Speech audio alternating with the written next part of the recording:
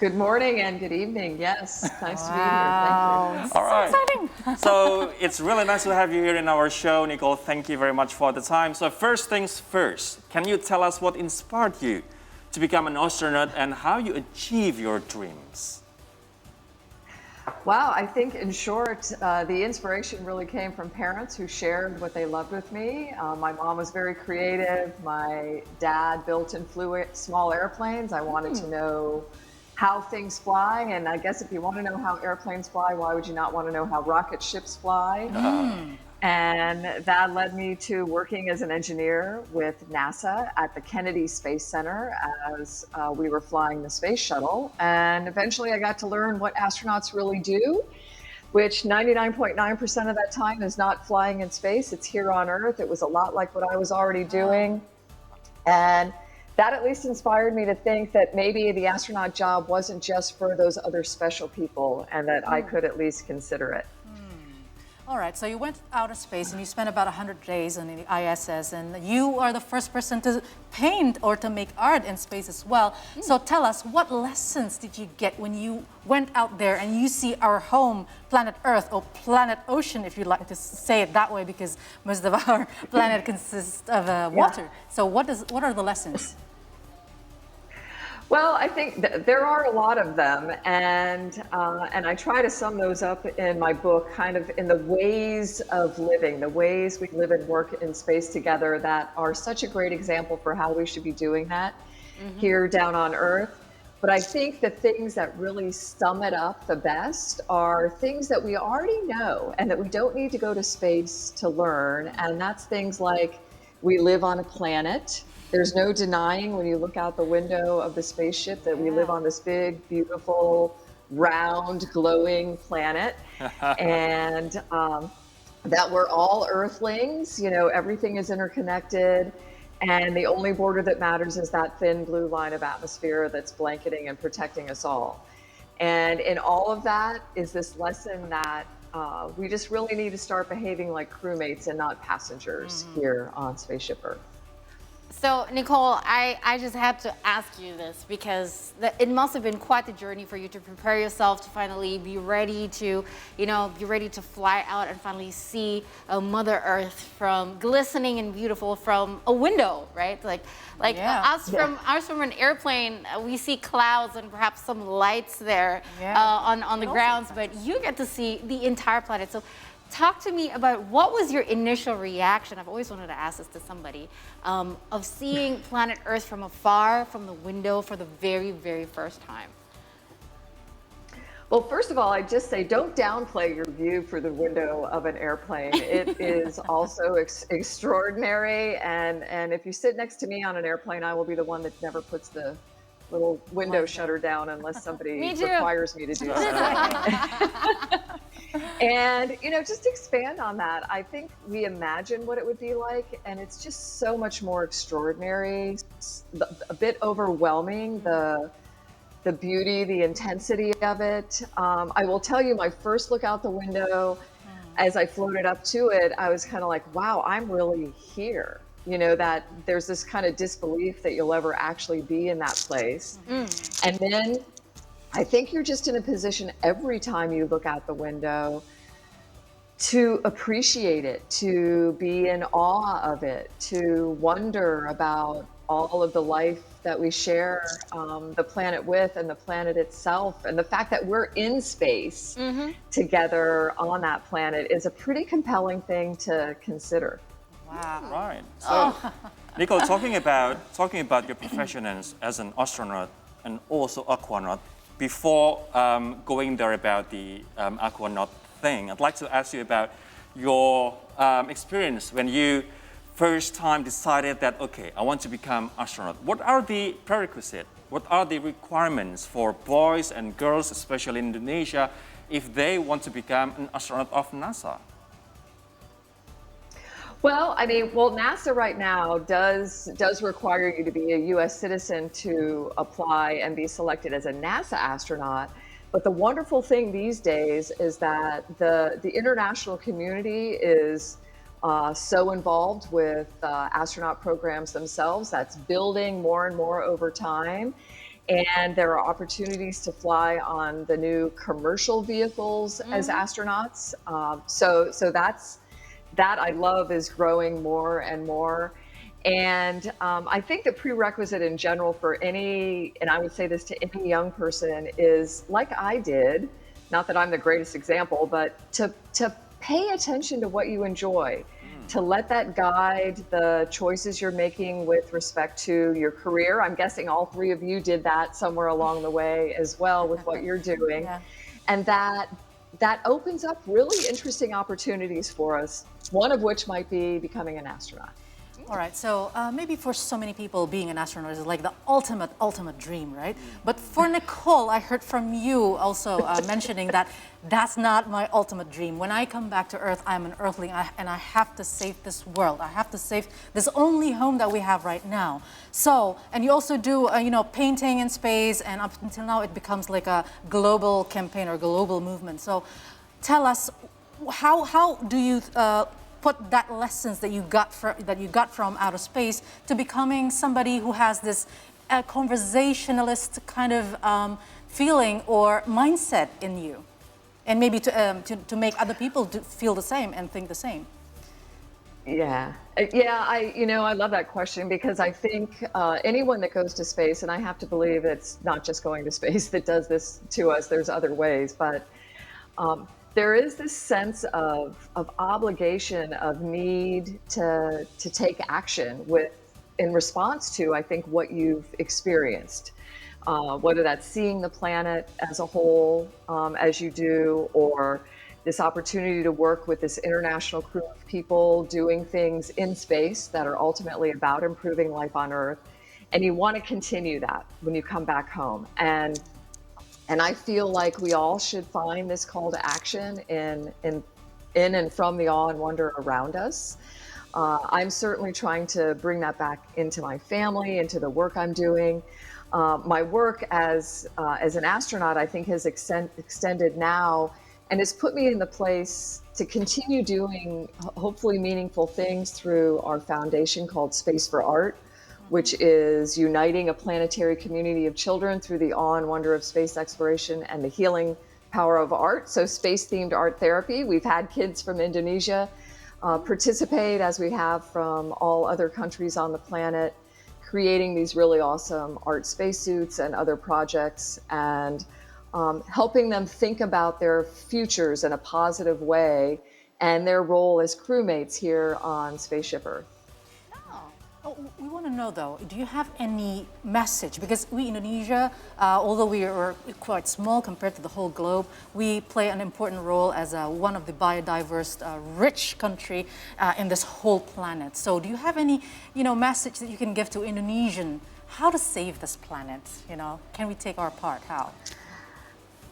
Yeah, I mean, first, I think for everyone as an individual, it is to recognize that behaving like a crewmate, to engaging with that biodiversity around you, all other life, including your human friends, in a very positive way, is really, really important. To not just be a passenger, to recognize that very special, unique environment that's around you there in Indonesia. Like you mentioned, I mean, just such a wonderfully biodiverse place that you should showcase it as an example for the rest of the world, right? Be that example for the rest of us, appreciate that biodiversity in a way that allows the life support system there locally to thrive, but then also encourages the rest of the planetary life support system to thrive as well. So speaking of planetary, life support system, before we get to that suit behind you, there's one question that I have, because you have explored space, and there's also one thing in this planet Earth that still remains fully unexplored, that is the oceans. The oceans of Earth. You also spent 18 days living in an underwater habitat as part of the Nemo 9 mission in 2006. And how has that completed your perspective, perhaps, on how, on how we should go on a mission to really save this planet? Because, those are uncharted territory. If we want to talk Star Trek space, you've basically went to uncharted territories on Earth and outside of Earth? Yeah, I'll tell you, the opportunity to live and work undersea for an extended period of time was absolutely the best preparation for living and working in outer space. In both of those places, life support is key, right? You have to establish a mechanical life support system to allow you to survive there. And it reminds you again that our planet is our life support system. It's this blue line of atmosphere that's protecting us from that deadly vacuum of space. And undersea, that metal hull is protecting us from, for humans, what would be the deadly, environment of ocean around you. Now, what it does is gives you this inner space perspective that just wraps around you. It's like the planet is wrapping around you. You're experiencing the planet in a whole new way. Again, an appreciation for how interconnected absolutely everything is. And in this case, this like continuous expanse of ocean that is around us everywhere. And I have to believe there in Indonesia, the diving I hear is fantastic. Yes, definitely. And for anyone who experiences that biodiversity and is able to look up and through the water to the sky above, Wow. I don't know how you can't make a connection then. Wow.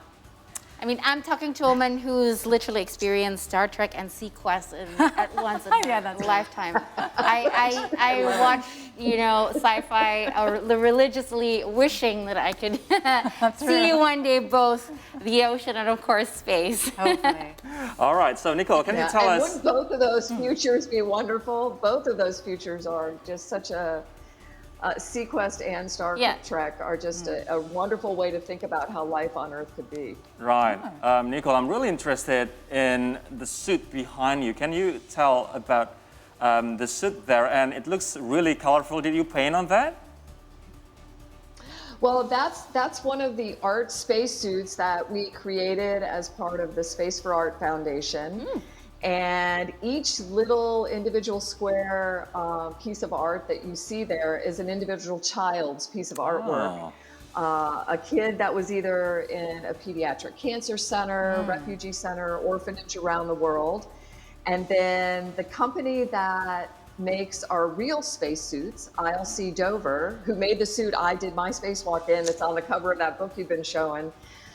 They have volunteered with us since the very beginning to quilt these children's artwork into these really beautiful art spacesuits. And they see their art as part of something bigger. Right. And in this place, I mean, holy moly, these kids that are going through what you hope is the worst thing they ever have to deal with in their lives are able to be inspired by space and create something and think about their future. But we also learned that you are also a painter, and you painted. You are the first astronaut to paint in space. How did you manage to paint in space? Was that challenging? Well, it's just different. It's like everything up there where things float, and it's just a little bit different. It's not necessarily more difficult, it's just different. And I painted with watercolors while I was there, which, instead of, I did, yeah. So instead of a cup of water to dip your brush in, I had to squirt out little balls of water. All right, wow, I just knew that. Yeah, the whole technique was a little different, but I love it because painting or photography or writing poetry or quilting, these are all things, playing music, these are all things that people are bringing to space with them. And it's like putting the human in human space flight, experiencing it that way as well. And art has been going on in space since the very beginning of space flight. And it makes me very happy to think about that and that will continue in the future.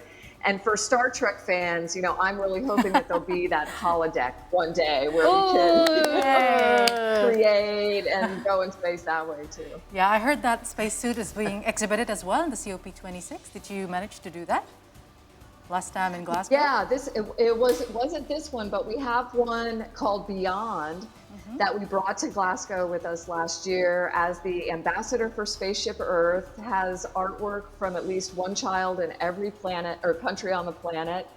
and really reminding us of this connection between personal and planetary health. So yeah, probably something that pops in my mind as well. You mentioned in your book somewhere. So she wrote a book. It's called Back to Earth, and she shared what that taught her, right, Nicole? So I want to know, being in the ISS with other astronauts from different nationalities, you said it's actually teaching you a lot about humans, not only about planets or maybe things that you saw out there, but about human. Can you tell us about that? Yeah, I mean, we for over 20 years now have been working as this international partnership, right, on the International Space Station. 5 international space agencies representing over 15 countries, somehow peacefully and successfully working together there with the goal of working off the Earth for the Earth to improve life on Earth for everyone.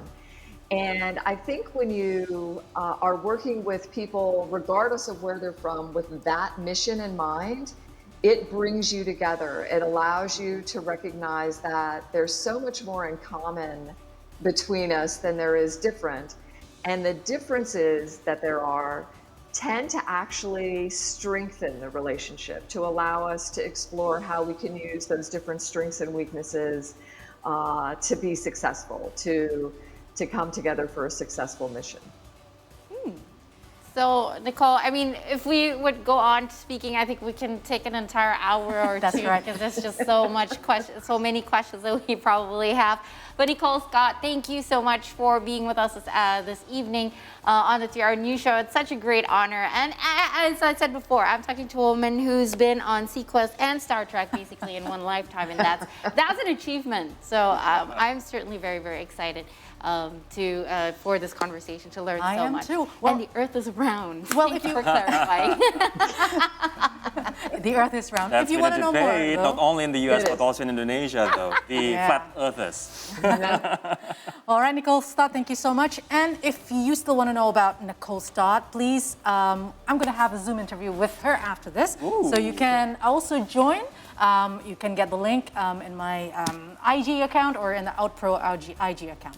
Thank you so much, Nicole Stott. We'll see you again very soon after 3-Hour News Show. But Thank you. And for the Appreciate it. inspiration as well. Well, she's the most down-to-earth person, even though she's went outer space. Yep.